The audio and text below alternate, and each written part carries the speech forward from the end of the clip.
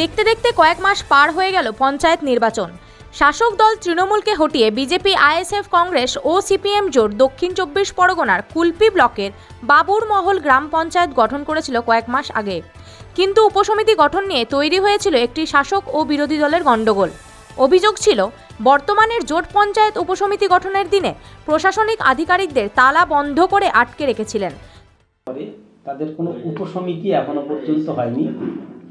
ওই গ্রাম পঞ্চায়েত, বাবুরমহল গ্রাম পঞ্চায়েতের প্রধান, উপপ্রধান থেকে এলাকার মানুষের একটা দাবি যে উপসমিতি না হওয়ার জন্য কোনো উন্নয়ন হচ্ছে না, আর এই উপসমিতি না হওয়ার পিছনে তৃণমূল প্রশাসনকে দিয়ে ইচ্ছাকৃতভাবে আটকে রেখেছে। কি বলবেন?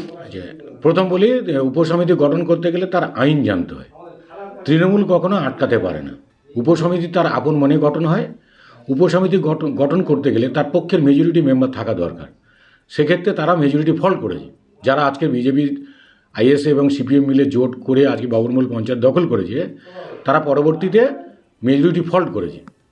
আমাদের ক্ষেত্রে যা মেম্বার, ওদের ক্ষেত্রে তাই মেম্বার। কিন্তু দুর্ভাগ্য, যারা উন্নয়নকে বাধা দিতে পারে তারা কি করে উন্নয়ন করবে? কেন বলছি আমি, ওখানে পঞ্চায়েতের স্টাফেদের তারা ঘরের মধ্যে তালাবন্দি করে রেখেছে। আমাদের পঞ্চায়েত সমিতি যেদিন উপসমিতি হয়, আমাদের মেম্বারদের ওখানে না ঢুকতে দেওয়া। ইভেন আমাদের পঞ্চায়েত সমিতির মেম্বারকে সেদিন কিডন্যাপও করে নিয়েছিল, পুলিশের গায়ে হাত তুলেও দিয়েছিল। সেই কারণে কিন্তু উপসমিতি এলাকার আইন শৃঙ্খলা বজায় করতে গিয়ে বিডিও সাহেব এবং থানার ওসি তাদের যে প্রশাসনিক সিদ্ধান্ত, সেটা এখনও বহাল আছে যে ওখানে যদি উপসমিতি হয় এলাকায় বিরাট অশান্তির বাতাবরণ তৈরি এবং খুনমার্ডার হতে পারে। সেই কারণে কিন্তু এখন এটা বন্ধ আছে। তারপর আটকে আছে উপসমিতি গঠন। তার জেরে এই পঞ্চায়েতের 14,000-এরও বেশি মানুষ বঞ্চিত হচ্ছে উন্নয়নের সুবিধা পাওয়া থেকে। প্রশাসন ও শাসক দলের প্রতিনিধিরা বলছেন, আইনে জটিলতায় আটকে আছে উপসমিতি গঠন। বাবুরমহল গ্রাম পঞ্চায়েতে পঞ্চায়েত বোর্ড গঠন করার পর উপসমিতি আজও পর্যন্ত হয়নি। এলাকার উন্নয়ন একদম স্তব্ধ হয়ে আছে। এলাকার মানুষ উন্নয়ন থেকে বঞ্চিত হচ্ছে। তাদের আবেদন, উপসমিতি গঠন হয়ে অন্তত এলাকার মানুষের উন্নয়নের কাজ এগিয়ে যাবে। কি বলবেন? না, এটা হয়তো আপনারা জানেন যে বাবুরমহল পঞ্চায়েতে উপসমিতি গঠনের জন্য যেরকম সব পঞ্চায়েতে ডেট দেওয়া হয়েছিল, ওখানেও হয়েছিল। ওখানে একটু অসুবিধা হওয়ার জন্য, কিছু ল অ্যান্ড অর্ডার পরিস্থিতি হওয়ার জন্য সেদিন উপসমিতি ওখানে গঠন করা যায়নি। কিন্তু আমরাও চাই যে উপসমিতি ওখানে গঠন হোক। আমরা সেই সমস্যাগুলো সমাধান করার চেষ্টা করছি। আগামী দিনে নিশ্চয়ই ওখানে উপসমিতি গঠন হবে এবং সমস্ত ডেভেলপমেন্ট কাজগুলো আবার ওখানে শুরু করা হবে। আমরা সেই জন্য চেষ্টা চালাচ্ছি সর্বতভাবে। বর্তমানে জোট ক্ষমতায় আসা পঞ্চায়েতের বিজেপিরা বলছে, যেহেতু বিজেপি জোট ক্ষমতায় এসেছে, তাই তাদেরকে মানুষের চোখে হেয় করার জন্য ইচ্ছাকৃতভাবে উপসমিতি গঠন করছে না প্রশাসন, শাসক দলের মদতে। পঞ্চায়েতে যে আপনারা প্রধান, উপপ্রধান করলেন, এলাকায় কি কাজকর্ম হচ্ছে? এখন কোনো কাজকর্ম হয়নি। কাজকর্ম আছে, এরা হবে কি করে?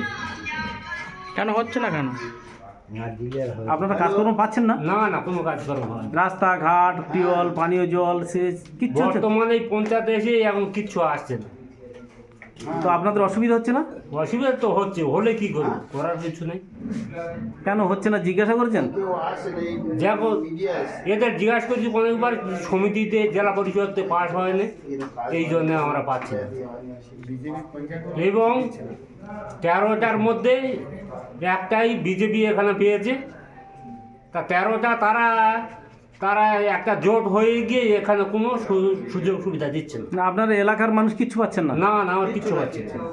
উপসমিতি গঠন না হওয়ার ফলে বন্ধ হয়ে আছে 100 দিনের প্রধানমন্ত্রী আবাস যোজনা কাজ, রাস্তাঘাট, পানীয় জল, কাঠের সেতু থেকে নতুন কালভার্ট সহ একাধিক প্রকল্পের কাজ।